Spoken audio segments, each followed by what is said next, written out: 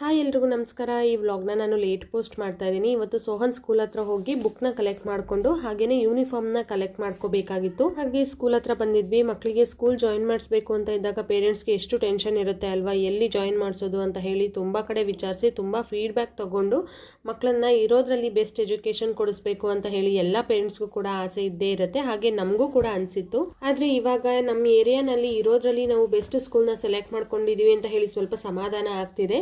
Uniform ಎಲ್ಲ return option ಇರಲಿಲ್ಲ, ಹಾಗಾಗಿ ಸೈಜ್ ಎಲ್ಲ ಅಲ್ಲೇ ಚೆಕ್ ಮಾಡಿ ತಗೊಂಡು ಬಂದ್ವಿ. ಅಷ್ಟರಲ್ಲಿ ನನ್ನ ಹಸ್ಬೆಂಡ್ ಕೂಡ ನಾನು ಆಫೀಸಿಂದ ಬರ್ತಾ ಇದ್ದೀನಿ, ಅಲ್ಲೇ ಸ್ಕೂಲ್ ಹತ್ರ ಬರ್ತೀನಿ ಅಂತ ಹೇಳಿದ್ರು. ಹಾಗಾಗಿ ಸ್ವಲ್ಪ ವೆಯ್ಟ್ ಮಾಡಿ ನಂತರ ನಾವು ಬುಕ್ಸ್ ಎಲ್ಲ ಕಲೆಕ್ಟ್ ಮಾಡ್ಕೊಂಡು ಬಂದ್ವಿ. ಸ್ಕೂಲ್ ಹತ್ರ ಈ ಮೊಲಗಳನ್ನ ಸಾಕಿದ್ದಾರೆ, ನೋಡೋದಕ್ಕೆ ಎಷ್ಟು ಕ್ಯೂಟ್ ಆಗಿದೆ ಅಲ್ಲ. ಸೋಹನ್ ಮತ್ತೆ ತನಿಷಾಗೊಂದು ತುಂಬಾನೇ ಖುಷಿ, ಅದನ್ನ ಆಟ ಆಡಿಸ್ತಾ ಇದ್ರು.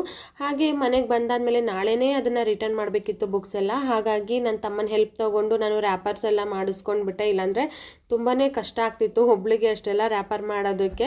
ಇವತ್ತಿನ ವ್ಲಾಗ್ ಇಷ್ಟ ಆಯಿತು ಅನ್ಕೋತೀನಿ. ನೆಕ್ಸ್ಟ್ ವ್ಲಾಗಲ್ಲಿ ಮತ್ತೆ ಸಿಗೋಣ.